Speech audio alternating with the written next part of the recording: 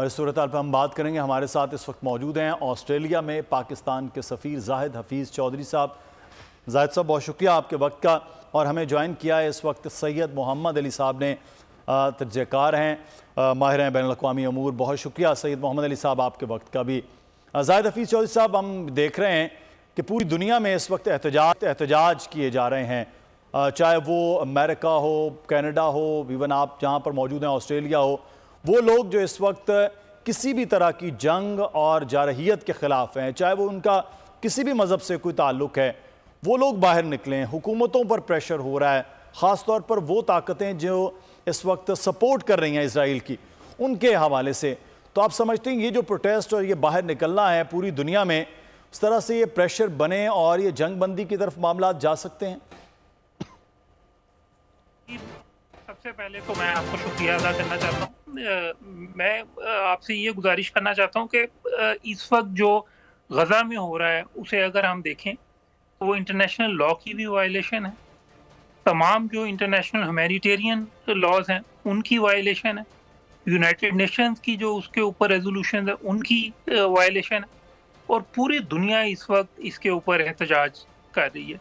اس وقت 9,000 سے زیادہ فلسطینی, جب ہم بات کر رہے ہیں, شہید ہو چکے ہیں, اور اس میں تقریباً 3,000 سے زیادہ بچے شامل ہیں, بہت ساری خواتین شامل ہیں. تو یہ مظالم جو ہے اس کی ہر سطح پر کنڈیمنیشن ہو رہی ہے, حکومتوں کی طرف سے کنڈیمنیشن ہو رہی ہے, اس کی پارلیمنٹس میں پوری دنیا کی جتنی بھی ہیں ان کے اندر اس پہ ڈیبیٹ ہو رہی ہے, اور سول سوسائٹی اور عام جو عوام ہے وہ اس کے اوپر بالکل سراپا احتجاج ہے. اگر آپ آسٹریلیا کی بات کریں تو یہاں پر ان کی پارلیمنٹ میں بھی اس کے اوپر بھرپور ڈیبیٹ ہو رہی ہے, اور اس میں بہت سارے پرامن یہاں پر احتجاج بھی ہو رہے ہیں.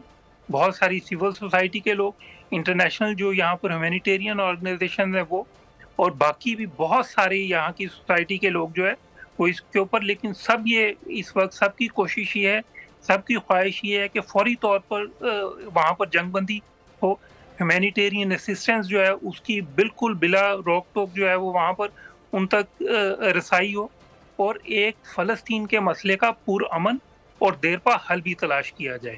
تو پھر تو سارے کے سارے پوائنٹس چوک ہو گئے, اور یورپ پہلے ہی یوکرین جنگ کی وجہ سے پریشان ہوا ہے, تو کیا اس کے لیے بھی وہ تیار ہے یا نہیں؟ لیکن میں زاہد حفیظ چودھری صاحب آپ سے, زاہد صاحب ہم یہ دیکھتے ہیں کہ نیتن یاہو کے خلاف بھی اب اسرائیل میں بھی احتجاج ہوا ہے, اور اس سے پہلے ہم جوش کو دیکھ رہے تھے یورپ میں یا امریکہ میں, وہ بھی احتجاج اس بات پہ کر رہے تھے کہ یہ جنگ بندی کے معاملات ہونے چاہیے.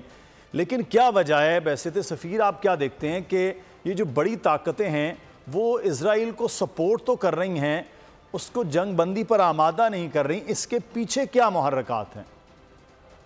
جی مدثر, سب سے پہلے تو یہ دیکھیے گا کہ جنگ ہم نے یہ دیکھا کہ کبھی بھی مسائل کا حل نہیں ہوتی. اگر ہم دیرپا حل کی بات کریں تو وہ تو ظاہر ہے کہ انٹرنیشنل لا کی مطابق ہوگا, اور جو جسٹ ریزولوشن ہے اسی کے مطابق حل تلاش کیا جانا چاہیے, اور اس میں اقوام متحدہ کا بہت امپورٹنٹ رول ہے. جس طرح محمد علی صاحب نے بات کی کہ اس میں یو این سیکیورٹی کونسل کی تو نہیں, لیکن یو این جنرل اسمبلی کی اس کے اوپر ریزولوشن آئی, اور اس میں واضح طور پر یہ کہا گیا کہ جی فوری طور پر جنگ بندی ہونی چاہیے, فوری طور پر رسائی انہنڈرڈ جو ہے وہ پرووائڈ کی جانی چاہیے ہیومینیٹیرین اسسٹنس کی, اور ایک دیرپا حل بھی تلاش کیا جانا چاہیے. ہم یہاں پر پاکستان کی بھی بات بالکل ضرور میں سمجھتا ہوں کرنی چاہیے کہ پاکستان کا ایک بہت ہی مستقل موقف رہا ہے مسئلہ فلسطین کے اوپر. ہم نے ہمیشہ یہ کہا کہ جی 2 اسٹیٹ سولوشن ہو.